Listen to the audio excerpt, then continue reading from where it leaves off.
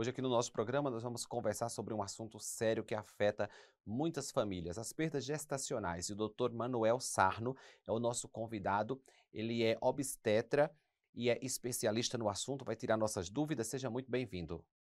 Muito obrigado, Salatiel. Muito obrigado pela oportunidade de esclarecer sobre um tema tão importante para as pessoas. E é um tema que é muito comum, né? As perdas gestacionais.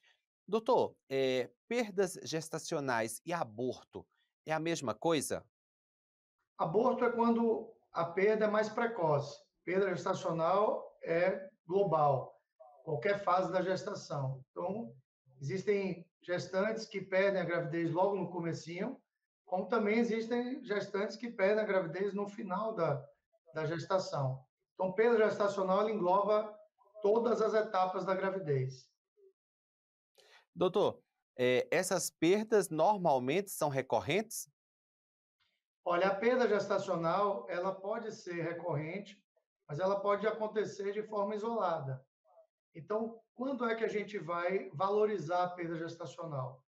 Quando ela acontece duas ou mais vezes até 10 semanas de gravidez, ou se ela acontece uma única vez acima de 10 semanas, sem evidência que o bebê tenha uma alteração genética ou alguma malformação.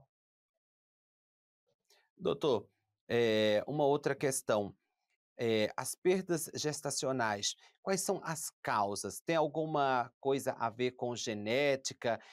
Quem teve casos na família deve ter uma preocupação, um cuidado maior, fazer exames, antes de uma gestação? Qual que é a orientação? Salatiel tem 9 categorias de fatores de risco para as perdas gestacionais. Tem a nona, é a idiopática, que a gente investiga tudo e não encontra nada. Essa eu não gosto muito porque o que a gente chama de idiopático, na verdade, é a nossa ignorância. A gente não conseguiu chegar até lá. Mas uma pessoa que perde 4, 5 vezes a gravidez, não tem como a gente pensar que isso está sendo ao acaso, né? Tem uma causa para investigar. Então, existem fatores masculinos, existem fatores femininos, existem fatores endócrinos, imunológicos, hematológicos, genéticos. Então, assim, é uma gama de exames que a gente tem que fazer para poder fazer uma investigação mais aprofundada sobre o que está ocorrendo com aquele casal e propor um tratamento específico para o casal. Não adianta eu falar o seguinte, olha, eu vou fazer esse tratamento para todo mundo que tem perdas gestacionais, e isso vai resolver. Não vai resolver, eu vou ter que individualizar caso a caso. Doutor, você falou casal. Então, as perdas gestacionais também podem estarem relacionadas ao pai, não é somente à mãe, porque muita gente pensa assim. Inclusive os homens, né? É uma dificuldade grande a gente ter a participação do homem na investigação. Normalmente ele fala, não, minha parte eu fiz, que é engravidar. Agora você que se cuida aí para segurar o bebê. E tem trabalhos recentes falando que a morfologia do espermatozoide, ou seja, como é que o espermatozoide está na sua anatomia, que é uma morfologia específica, que é chamada morfologia de Kruger, ela tem uma implicação nos abortamentos. E tem uma outra investigação que a gente faz, que é a fragmentação do DNA espermático. É ver a estrutura do espermatozoide na sua essência, no seu núcleo. Então, se tem uma fragilidade do espermatozoide, isso também pode predispor às perdas gestacionais. E tem um outro exame que a gente faz do casal, que é o crossmatch, para avaliar o grau de compatibilidade entre o casal. Eu não sei se você já ouviu falar de casais que têm filhos de outros casamentos, mas quando se juntam, começam a ter perdas gestacionais. Então, eu estou com um casal recente que eu atendi agora. Ela tem 2 filhos do primeiro casamento e tem 3 abortamentos do segundo casamento. Então, algo aconteceu ali, naquele casamento, naquela combinação, que não foi adequada e tem tratamento para a gente fazer em relação a isso. Doutor, para a gente finalizar, e tranquilizar os casais que estão lidando com essa situação, os tratamentos, principalmente, nos últimos tempos, evoluíram bastante e tem, esperança. Então, quem está passando por essa dificuldade pode tratar e ter êxito aí numa próxima gravidez? Salatiel, tem alguns tratamentos que podem atingir até 85% de taxa de sucesso, com duas ou mais perdas gestacionais, a gente fazendo um tratamento específico para cada casal. Então, se um casal tem, por exemplo, três perdas consecutivas, ele vai ter 30% de chance, sem nenhum tratamento, de ter uma gravidez bem-sucedida. Ou seja, 70% de chance de perder novamente. E com o tratamento, a gente inverter essa lógica e entregar ao casal 80%, 85%, é um aumento significativo.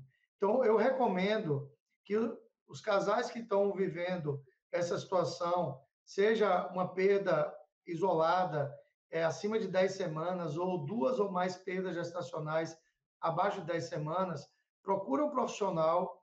Aí tem que ser um profissional que realmente lida com perdas gestacionais, né? Muitas vezes um profissional da área da reprodução humana, ou um obstetra de alto risco, mas que tenha experiência em tratar casais com abortamento de repetição. Para fazer uma investigação mais ampla, investigar, por exemplo, fatores de trombofilia, que é a tendência a pessoa a formar coágulos no sangue.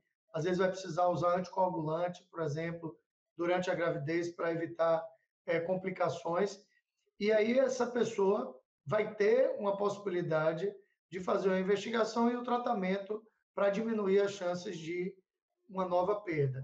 Veja que 85% de chance de sucesso é quase igual a uma mulher que engravida e que não tem nenhum histórico de perda gestacional, porque toda e qualquer gestante vai ter um risco em torno de 15% de perder sua gestação. Então, é como eu falo, eu vou tentar devolver para vocês a mesma capacidade reprodutiva de um casal que nunca teve perdas. É como se eu chegasse ali, pegasse uma borracha e apagasse da história aquelas perdas. Claro que a gente não pode fazer isso, até por respeito, porque cada gestação é um luto que a pessoa vive e a gente tem que olhar isso com o maior cuidado. Não vou apagar literalmente, mas do ponto de vista estatístico, é como se ela não tivesse mais aquele antecedente de perdas gestacionais anteriores. Excelente, doutor. Muito obrigado pelas informações. Volte outras vezes para conversar com a gente e tirar nossas dúvidas.